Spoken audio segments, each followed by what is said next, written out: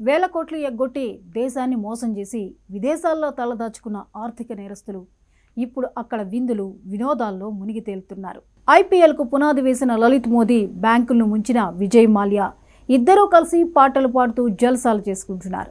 ఇటీవల లండన్లో జరిగిన ఓ ప్రైవేట్ సమ్మర్ పార్టీలో వెస్టిండీస్ క్రికెట్ క్రిస్ గేల్తో కలిసి పాటలు పాడారు. ఫ్రాంక్ సినాట్రా పాడిన I did it my way అనే పాటను పాడుతూ కేరింతలు కొట్టారు. ఆ వీడియో ఇప్పుడు సోషల్ మీడియాలో వైరల్ అవుతోంది. మీరు చూస్తున్న ఈ విలాసవంతమైన భవనం లలిత్ మోదీది. లండన్లోని బెల్గ్రేనియాలో ఉన్న లలిత్ మోదీ తన నివాసంలో గ్రాండ్గా సమ్మర్ పార్టీ ఏర్పాటు చేశారు. ఇందుకు సుమారు 310 మందికి పైగా అతిథులు హాజరైనట్లు సమాచారం.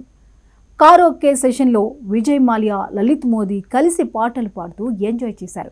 ఈ వీడియోను వీరి మిత్రుడు వెస్టిండీస్ మాజీ క్రికెటర్ క్రిస్ గేల్ తన ఇన్స్టాలో పోస్ట్ చేశారు. ఫోటోలను షేర్ చేశారు.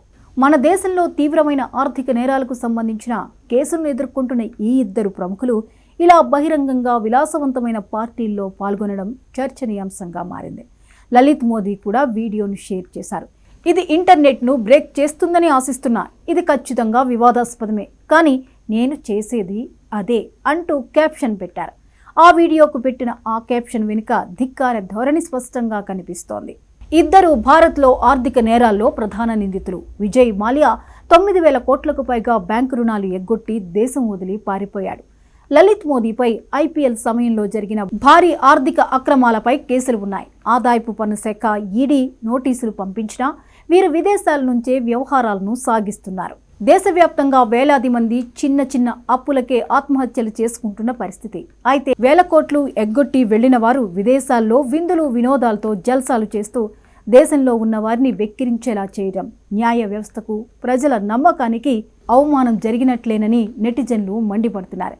వీరిపై కేసులు, విచారణలు నత్తనడకన సాగుతుండటంతో విదేశాల్లో ఉన్న వీరు నిర్భయంగా, నిర్లజ్జగా విందులు వినోదాలతో మునిగి తేలుతున్నారని నెటిజన్లు కామెంట్ చేస్తున్నారు.